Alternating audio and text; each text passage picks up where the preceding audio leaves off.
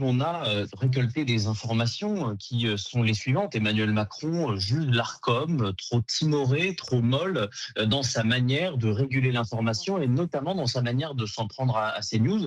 C'est peu dire que le président de la République a été mécontent cette semaine de voir l'Arcom désavouer, vous savez, ce rapport complètement bidon de D'accord. Reporters sans frontières sur un supposé manque de pluralisme de CNews, un supposé manque de pluralisme, voilà, de toute la chaîne. Et donc Emmanuel Macron, comme à son habitude, vous savez, quand le pouvoir eh bien, ne maîtrise plus l'opinion, eh bien, il se radicalise et il veut maîtriser bien davantage et notamment mettre au pas les médias. C'est pour cela qu'on a révélé, et il faut quand même le dire, la presse est quand même assez peu loquace sur cette question premièrement de la labellisation donc qui serait attribuée à des médias, donc il y aurait les bons et les mauvais médias, il y aurait les médias responsables et les médias dangereux. Je vous laisse imaginer, je laisse les auditeurs d'Europe 1 comprendre quels seraient les mauvais et les bons médias. Ça, c'est la première des choses.